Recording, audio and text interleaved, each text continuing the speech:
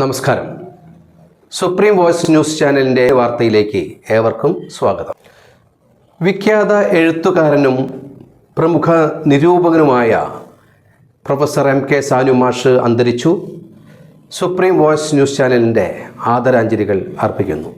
വിഖ്യാത എഴുത്തുകാരനും നിരൂപകനുമായ professor MK Sanu മാഷ് അന്തരിച്ചു. വിഖ്യാത എഴുത്തുകാരനും നിരൂപകനുമായ പ്രൊഫസർ MK സാനു അന്തരിച്ചു. കൊച്ചിയിലെ സ്വകാര്യ ആശുപത്രിയിൽ വെച്ചായിരുന്നു അന്ത്യം.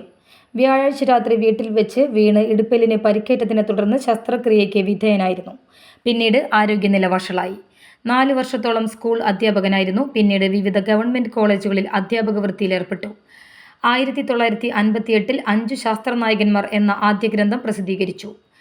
1960 വിമർശന ഗ്രന്ഥമായ കാറ്റും വെളിച്ചവും പുറത്തിറങ്ങി. 1983 അധ്യാപനത്തിലും നിന്ന് വിരമിച്ചു. മഹാകവി വൈലോപ്പിള്ളിയെ തുടർന്ന് 1986 പുരോഗമന സാഹിത്യ സംഘം പ്രസിഡന്റായി.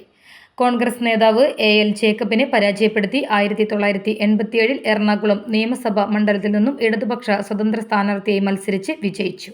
വടക്കാഞ്ചേരിയുടെ പ്രിയ കലാകാരൻ കലാഭവൻ നവാസിനെ വടക്കാഞ്ചേരിയുടെ പൗരാവലിയുടെ കണ്ണീരിൽ കുതിർന്ന പ്രണാമം. വടക്കാഞ്ചേരി നഗരസഭയുടെ നേതൃത്വത്തിൽ ഓട്ടുപാറ ബസ് സ്റ്റാൻഡിൽ വെച്ച് അനുശോചന യോഗം നടന്നു. വടക്കാഞ്ചേരിയുടെ പ്രിയ കലാകാരൻ കലാഭവൻ നവാസിനെ നാടിന്റെ അനുശോചന യോഗത്തിൽ മുനിസിപ്പാലിറ്റി ചെയർമാൻ PN സുരേന്ദ്രൻ അധ്യക്ഷത വഹിച്ചു. വടക്കാഞ്ചേരി MLA സേവ്യർ ചിറ്റിലപ്പള്ളി മുഖ്യപ്രഭാഷണം നടത്തി. MR Somanarayanan, NK Pramod Kumar, V Murali, Ajith Kumar Mallaiah, VC Manoj, Rasheed Parakkal, Francis, Suresh Kumar, Ajeesh Karkidakath, Vijayan Chathannoor, Sheela Mohanan, Jayan Melethil തുടങ്ങിയവർ അനുശോചന യോഗത്തിൽ സംസാരിച്ചു. വടക്കാഞ്ചേരി പട്ടയമേള 663 കുടുംബങ്ങൾക്ക് സ്വന്തം ഭൂമി. വടക്കാഞ്ചേരി മണ്ഡലത്തിലെ 663 കുടുംബങ്ങൾ പട്ടയങ്ങൾ ഏറ്റുവാങ്ങി ഭൂമിയുടെ ഉടമകളായി. ശ്രീ സേവ്യർ ചിറ്റിലപ്പള്ളി MLAയുടെ അധ്യക്ഷതയിൽ വരടിയം GUP സ്കൂൾ അങ്കണത്തിൽ ചേർന്ന വടക്കാഞ്ചേരി നിയമസഭാ മണ്ഡലം പട്ടയമേള ബഹുമാനപ്പെട്ട റവന്യൂ വകുപ്പ് മന്ത്രി ശ്രീ K രാജൻ ഉദ്ഘാടനം ചെയ്തു. ജില്ലാ കളക്ടർ അർജുൻ പാണ്ഡ്യൻ IAS സ്വാഗതം പറഞ്ഞു. പട്ടയമേളയിൽ അവണൂർ അംബേദ്കർ നഗർ, ഇത്തപ്പാറ, മയിലാടുംകുന്ന് എന്നിവിടങ്ങളിലെ 120 മിച്ചഭൂമി പട്ടയങ്ങളും 43 വനഭൂമി പട്ടയങ്ങളും 170 ദേവസ്വം പട്ടയങ്ങളും 298 ലാൻഡ് ട്രൈബ്യൂണൽ പട്ടയങ്ങളും 4 ഇനാം പട്ടയവും 28 പുറമ്പോക്ക് പട്ടയവും ഉൾപ്പെടെ വടക്കാഞ്ചേരി നിയോജക മണ്ഡലത്തിലെ താമസക്കാരായ 663 കുടുംബങ്ങൾക്ക് പട്ടയങ്ങൾ വിതരണം ചെയ്തു. നേരത്തെ കുമരനെല്ലൂർ, തെലുങ്കർ നഗർ, മുണ്ടത്തിക്കോട്, കുമ്പാരനഗർ, മലാക്ക മിച്ചഭൂമി ഉൾപ്പെടെയുള്ള പ്രദേശങ്ങളിൽ 50 വർഷത്തിലേറെയായി സ്ഥിരതാമസക്കാരായ എന്നാൽ ഭൂമിക്ക് രേഖകളൊന്നും ഇല്ലാതിരുന്ന ജനങ്ങൾക്ക് പട്ടയം ലഭ്യമാക്കിയതിൻ്റെ തുടർച്ചയാണ് മണ്ഡലം പട്ടയമേള സംഘടിപ്പിച്ചത്. ദശാബ്ദങ്ങൾ പരിഹാരമില്ലാതെയിരുന്ന മണ്ഡലത്തിലെ പട്ടയ പ്രശ്നങ്ങൾ സേവ്യർ ചിറ്റിലപ്പള്ളി MLA നിരന്തരം നിയമസഭയിലും ജില്ലാ വികസന സമിതി യോഗങ്ങളിലും ഉന്നയിച്ചിരുന്നു. പട്ടയ വിതരണ നടപടികൾ ഊർജിതമാക്കുന്നതിൻ്റെ ഭാഗമായി തദ്ദേശ സ്വയംഭരണ സ്ഥാപനങ്ങൾ ഡീവെസ്റ്റ് ചെയ്ത് നൽകുന്ന ഭൂമിയിൽ പട്ടയം നൽകുന്നതിനുള്ള നടപടിക്രമങ്ങൾ ലഘൂകരിച്ചുകൊണ്ട് ഇക്കഴിഞ്ഞ ഒക്ടോബറിൽ സർക്കാർ ഉത്തരവിറക്കി. വകുപ്പ് തല നടപടിക്രമങ്ങളിലെ കാലതാമസം ഒഴിവാക്കിയും ജില്ലാ കളക്ടർമാരെ പട്ടയം നൽകുന്നതിന് അധികാരപ്പെടുത്തിയും പുറപ്പെടുവിച്ച ഈ ഉത്തരവിൻ്റെ അടിസ്ഥാനത്തിൽ സംസ്ഥാനത്തു തന്നെ ആദ്യമായി കോലഴി ഗ്രാമപഞ്ചായത്ത് വിട്ടു നൽകിയ ഭൂമിയിൽ അനുവദിച്ച വലിയ പറമ്പിലെ 12 പട്ടയങ്ങളും പട്ടയമേളയിൽ വിതരണം ചെയ്തു. പട്ടയ മിഷൻ പ്രവർത്തനങ്ങളുടെ പുരോഗതി വിലയിരുത്തുന്നതിനായി വടക്കാഞ്ചേരി മണ്ഡലം പട്ടയ അസംബ്ലി ചേരുകയും തുടർച്ചയായി MLAയുടെ അധ്യക്ഷതയിൽ തൃശൂർ തലപ്പള്ളി തഹസിൽദാർമാർ, കലക്ട്രേറ്റിലെയും താലൂക്കിലെയും അധികൃതർ, വില്ലേജ് ഓഫീസർമാർ, ഗ്രാമപഞ്ചായത്ത്, മുനിസിപ്പാലിറ്റി അധികൃതർ, ജനപ്രതിനിധികൾ തുടങ്ങിയവർ പങ്കെടുക്കുന്ന റിവ്യൂ യോഗങ്ങൾ നടത്തുകയും ചെയ്തിരുന്നു. യോഗത്തിൽ പുഴയ്ക്കൽ ബ്ലോക്ക് പഞ്ചായത്ത് പ്രസിഡന്റ് ലീല രാമകൃഷ്ണൻ, വടക്കാഞ്ചേരി നഗരസഭാ ചെയർപേഴ്സൺ PN സുരേന്ദ്രൻ, അവണൂർ ഗ്രാമപഞ്ചായത്ത് പ്രസിഡന്റ് തങ്കമണി ശങ്കുണ്ണി, കോലഴി ഗ്രാമപഞ്ചായത്ത് പ്രസിഡന്റ് ലക്ഷ്മി വിശ്വംഭരൻ, കൈപ്പറമ്പ് ഗ്രാമപഞ്ചായത്ത് president KK Ushadevi, Adat grama panchayat president Simi Ajith Kumar, Thekkumkara grama panchayat president TV Sunilkumar, Thrissur tahsildar Jayasree T, ഭൂരേഖ തഹസിൽദാർ ജ്യോതി MC, തലപ്പള്ളി തഹസിൽദാർ MR രാജേഷ്, ഭൂരേഖ tahsildar Santhosh C, KS Subhash, AR Chandran, KK Ranjith, Biju Vattukulam, CD Jose, CK Balakrishnan, CT Davis, Jaison Mani തുടങ്ങിയവർ സംസാരിച്ചു. കലാഭവൻ നവാസ് എനിക്ക് എൻ്റെ മകനെ പോലെ. പ്രശസ്ത സിനിമാ നടൻ വേണു മച്ചാട്. നമസ്കാരം, ഞാൻ വേണു മച്ചാടാണ്. വളരെ ദുഃഖത്തോടെയാണ് ഞാനിത് പറയാൻ ശ്രമിക്കുന്നത്. കാരണം കലാഭവൻ നവാസ് വെറും നവാസായിരുന്ന കാലം മുതൽ കുട്ടിക്കാലം തൊട്ട് എനിക്ക് അദ്ദേഹത്തെ അറിയാം. വളരെ ചെറുപ്പം തൊട്ട് എനിക്കറിയാം. അദ്ദേഹത്തെ മാത്രമല്ല, ആ കുടുംബത്തെ മൊത്തം, അമ്മയും അച്ഛനും സഹോദരങ്ങളെയും ഒക്കെ എനിക്കറിയാം. അന്ന് മുതൽ നവാസിൻ്റെ മാത്രം കാര്യം എടുത്ത് പറയുകയാണെങ്കിൽ ഈ ശബ്ദാനുകരണ കല വളരെ കാര്യമായിട്ട് കൊണ്ടുവരുന്ന ഒരാളാണ്. അന്ന് ശബ്ദാനുകരണം എന്ന് പറഞ്ഞാൽ പട്ടി, പൂച്ച, കാക്ക, ട്രെയിൻ ഇതൊക്കെയായിരുന്നു അന്ന് അനുകരിച്ചിരുന്നത് ആ കാലഘട്ടത്തിൽ. അന്ന് ഇതിന് മിമിക്രി എന്നാണ് പേര് എന്ന് പോലും അന്ന് അറിയില്ലായിരുന്നു. പിന്നീടാണ് ഇതാണ് മിമിക്രി എന്ന കലാരൂപം ഉണ്ടാവുന്നത്. അന്നും ചെറിയ ചെറിയ സ്റ്റേജ് ഷോയിൽ പിന്നെ പാട്ട് ചെയ്താൽ നന്നായി പാടുമായിരുന്നു. അന്നും അതെ, നല്ല താളബോധമുള്ള, ശ്രുതി ചേർത്ത് നന്നായി പാടാൻ കഴിയുന്നൊരു പയ്യനായിരുന്നു. പിന്നെ അവരുടെ അമ്മയുടെ വീട് എറണാകുളത്താണ്. അങ്ങോട്ട് മാറിയപ്പോൾ ഇവൻ സ്വാഭാവികമായിട്ട് അങ്ങോട്ട് മാറി. മറ്റുള്ളവരൊക്കെ ഇവിടെ ഉണ്ടായിരുന്നു. അവൻ്റെ പഠിപ്പും മറ്റുള്ള കാര്യങ്ങളും കലാഭവനിൽ ചേരാനുള്ള സംഭവം അവിടെ കൊണ്ടാണ്. അവിടെ നിന്ന് പിന്നെ വലിയൊരു സൗഹൃദ വലയത്തിൻ്റെ ഉള്ളിലായിരുന്നു അവൻ. അത് അവന് ഒരുപാട് അവൻ്റെ യാത്രയിൽ കുറേ ഊർജം നൽകി മുന്നോട്ട്. അങ്ങനെ അവൻ കേരളത്തിന് പുറത്തും മലയാളി എവിടെയുണ്ടോ അവിടെയൊക്കെ അംഗീകരിക്കപ്പെടുന്ന ഒരു കലാകാരനായി മാറി. ഇപ്പോഴും സെപ്റ്റംബറിലോ മറ്റോ വിദേശത്ത് പോകാൻ UK മറ്റോ പോകാൻ കാത്തിരിക്കുന്ന തയ്യാറെടുപ്പുകൾ നടത്തി രേഖാമൂലമുള്ള കാര്യങ്ങളൊക്കെ നടത്തിയിട്ടിരിക്കുകയായിരുന്നു.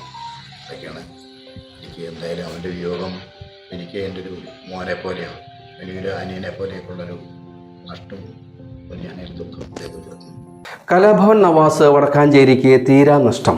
പ്രമുഖ വടക്കാഞ്ചേരി സാംസ്കാരിക പ്രവർത്തകൻ PN ഗോകുലൻ. വടക്കാഞ്ചേരിക്കാരുടെ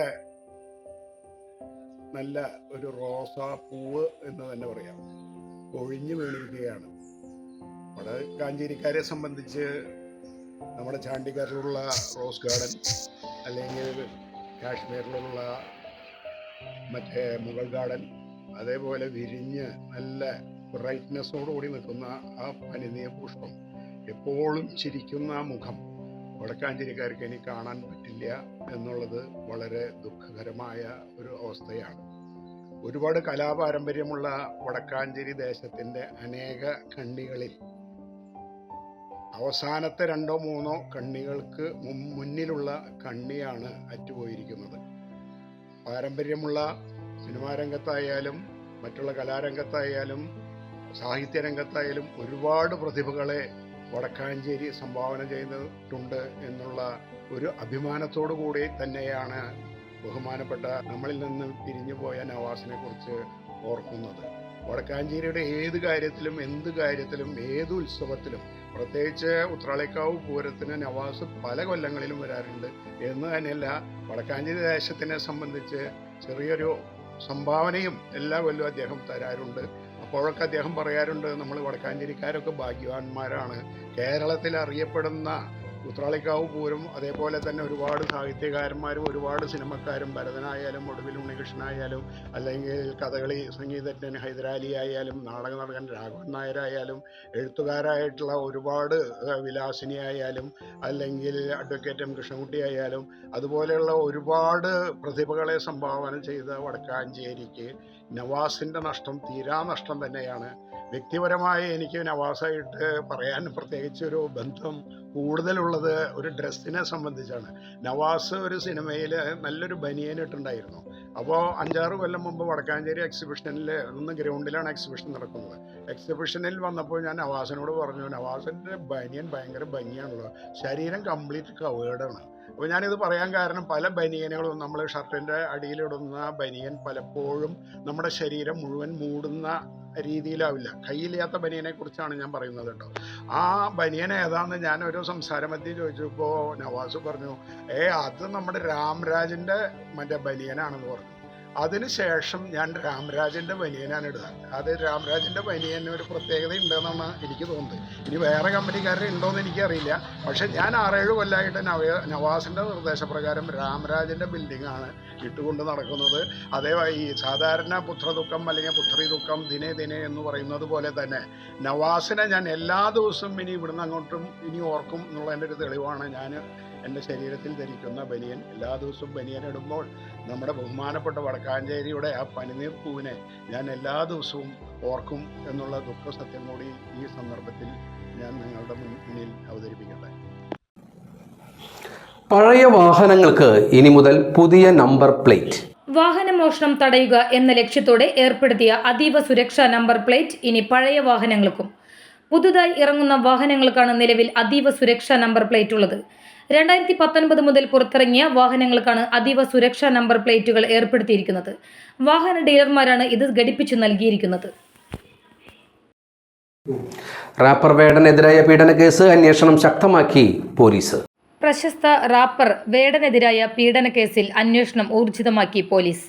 യുവതി നൽകിയ മൊഴിയുടെ അടിസ്ഥാനത്തിൽ വേടന്റെ സുഹൃത്തുക്കളെ ഉടൻ ചോദ്യം ചെയ്യുമെന്ന് പോലീസ് അറിയിച്ചു. എന്നാൽ വേടന്റെ മുൻകൂർ ജാമ്യാപേക്ഷയിൽ ഹൈക്കോടതിയുടെ തീരുമാനം വന്നതിനു ശേഷം മാത്രമേ അദ്ദേഹത്തെ ചോദ്യം ചെയ്യുകയുള്ളൂ. തൃക്കാക്കര പോലീസ് രജിസ്റ്റർ ചെയ്ത കേസിൽ വിവാഹ വാഗ്ദാനം നൽകി 2021 ഓഗസ്റ്റ് മുതൽ 2023 മാർച്ച് വരെ വേടൻ തന്നെ വിവാഹ വാഗ്ദാനം നൽകി പലതവണ പീഡിപ്പിച്ചുവെന്നാണ് യുവതി മൊഴി നൽകിയത്. കോഴിക്കോട്, കൊച്ചി, ഏലൂർ എന്നിവിടങ്ങളിൽ വെച്ച് ലഹരിമരുന്ന് ഉപയോഗിച്ച് പീഡിപ്പിച്ചതായും യുവതിയുടെ മൊഴിയിൽ പറയുന്നു. ഈ സംഭവങ്ങൾ അറിയാവുന്ന ചില സുഹൃത്തുക്കളുടെ പേരും യുവതി പോലീസിനോട് വെളിപ്പെടുത്തിയിട്ടുണ്ട്. ഇതോടുകൂടി ഇന്നത്തെ വാർത്താ ബുള്ളറ്റിൻ അവസാനിക്കുന്നു. നമസ്കാരം.